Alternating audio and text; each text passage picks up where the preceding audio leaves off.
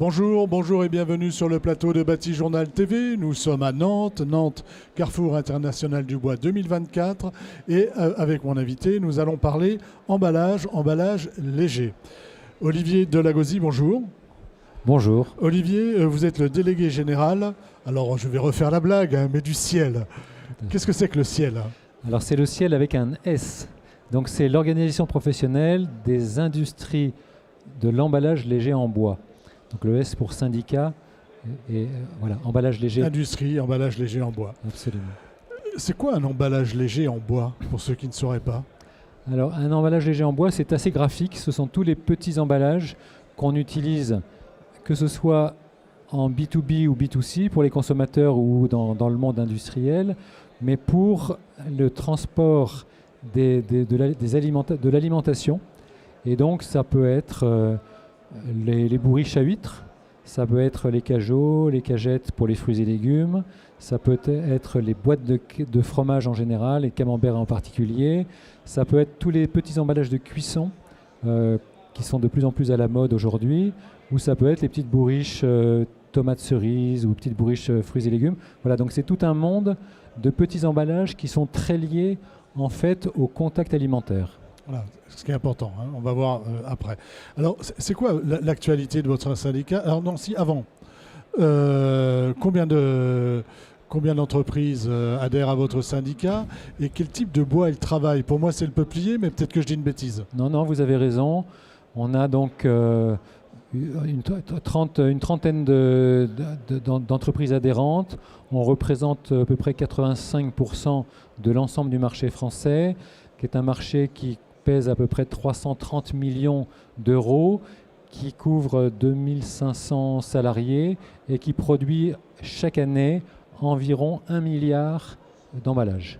1 milliard d'emballages ici en France? Ici en France, sur environ 45 sites industriels qui sont des sites, on va dire, en zone rurale et donc qui rayonnent beaucoup sur l'ensemble de leur zone économique à travers d'une part les approvisionnements en bois, on va reparler du peuplier, et les secteurs clients, c'est-à-dire que les entreprises sont toujours très proches de leur secteur client.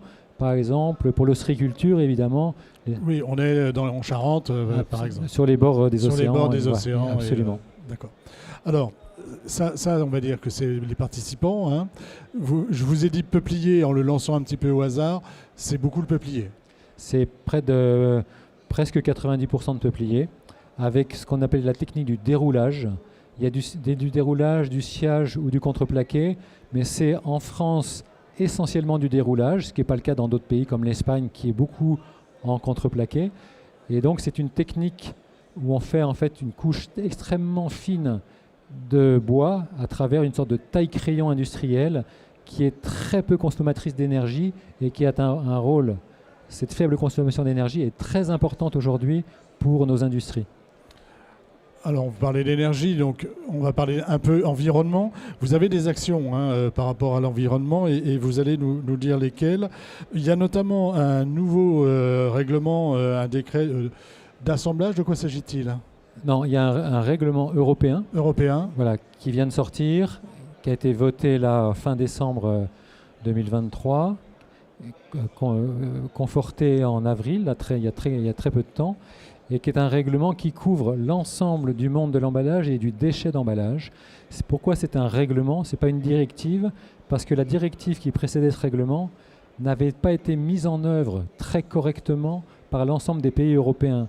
Donc ce qui a largement énervé la Commission européenne, qui a décidé de faire un règlement qui est d'application obligatoire et immédiate, ce qui n'était pas du tout le cas d'une directive.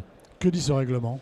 Alors ce règlement, il touche tous les domaines de l'emballage, de l'éco-conception qui est le démarrage de la conception, jusqu'à la fin de vie qui est la valorisation du bois en fin de vie. Et donc il va couvrir tous les sujets possibles et imaginables en apportant des solutions parfois constructives, mais parfois qui nous ont posé d'énormes problèmes parce que le monde de l'emballage est tellement varié, tellement complexe que c'est très difficile en un règlement de régler tous les sujets. Parce que cet emballage ne concerne pas que le monde du bois. Pas du tout. Non, tout à fait. C'est surtout C'est surtout contre le plastique en fait. C'est que le plastique aujourd'hui a une tellement mauvaise réputation que tout est fait pour dire il faut tout faire pour ne pas l'utiliser. Et si on est obligé de l'utiliser, il faut tout faire pour qu'il n'aille pas polluer l'air, le sol et les nappes phréatiques. Et donc aujourd'hui, toutes les réglementations tournent autour de ce principe. Mais pour vous, par exemple, quelque chose de positif dans cette réglementation pour les entreprises que vous représentez? Alors, nous, globalement, ces règlements sont positifs dans le sens où ils s'appuient quand même sur des analyses de cycle de vie, ils s'appuient sur essayer de baisser au maximum les impacts sur l'environnement. Or, nous avons fait historiquement, et depuis ces 20-25 dernières années, des analyses de cycle de vie qui démontrent que nos emballages sont beaucoup moins impactants sur l'environnement dans tous les grands impacts européens que les autres matériaux. Et même les emballages réutilisables et réutilisés. Et donc c'est très important parce que ça montre que le bois est tellement meilleur sur son plan de justement cette position. Sur l'aspect carbone et sur l'aspect pollution, même plus carbone, effet de serre, énergie non renouvelable, même consommation d'eau. On est tellement loin devant que finalement, on a à chaque fois qu'on sort une réglementation nouvelle, on a nos dossiers pour dire attention, n'oubliez pas que nous, on est un matériau renouvelable, géré durablement, à très faible impact environnementaux, et qu'il faut qu'il n'y ait aucune mesure dans vos textes qui viennent nous poser problème. Or, il y avait un problème très grave dans ce nouveau règlement, que je peux vous... Allez-y, en 30 secondes. En 30 secondes, c'était de dire, en 2030, tous les emballages non recyclés, et donc non recyclables, puisqu'on assimile aujourd'hui le recyclage à son recyclage effectif, seront interdits de mise sur le marché. Or, nous avons une petite partie, mais très significative, d'emballages, qui sont les emballages ménagers, qui ne sont pas recyclés parce qu'ils ne sont pas collectés de façon à être recyclés par les éco-organismes. Ce n'est pas qu'ils ne sont pas recyclables, c'est que les éco-organismes... qu'aujourd'hui, on ne les collecte pas. On les collecte, mais les éco-organismes n'ont pas fait les investissements nécessaires pour pouvoir les capter sur les centres de tri. Et donc, ils partent en refus de tri, donc ils partent en énergie.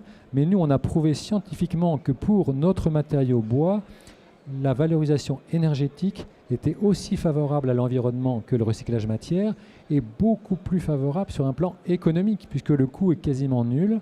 Et donc, on a prouvé ça. En France, on en a complètement convaincu les pouvoirs français, qui nous ont mis une exemption de recyclage pour les emballages ménagers, mais il a fallu convaincre aussi l'Europe, d'où ce fameux amendement Camembert. D'accord, c'était la fameuse polémique sur la boîte de Camembert. Exactement, et on est arrivé à avoir une exemption de recyclage pour les emballages au contact des aliments qui est inscrit aujourd'hui dans le règlement européen et qui a été voté par 550 députés sur 750 députés européens, et ça a été un très grand soulagement pour la filière. Un ouf de soulagement. Dernière chose, il y a deux petites choses encore, mais je voudrais qu'on essaie d'aborder la REP. De quoi s'agit-il? Parce que vous avez parlé de recyclage. La REP, on est en plein dedans. En quoi êtes-vous concerné et quels sont les changements pour vous? Alors les REP, donc, déjà, elles sont aussi inscrites dans le PPWR, mais on les a déjà en France depuis longtemps. Donc il y a la REP emballage ménager, c'est la gestion fin de vie des emballages ménagers, de tous les matériaux, dont le bois. Donc là, on a obtenu cette exemption en 2024 et on a obtenu une très forte baisse du prix de l'éco-contribution, le fameux point vert, qui est redescendu à 20 centimes alors qu'on était monté jusqu'à 41 centimes en 2020. Donc on a aussi beaucoup travaillé dans ce sens-là. Ça, c'est la REP emballage ménager. On a la REP emballage de restauration, où là, on est assez peu concerné, mais qui est aujourd'hui mise en œuvre dans le monde de la restauration. Et on a la REP emballage industriel et commercial qui doit démarrer au 1er janvier 2025.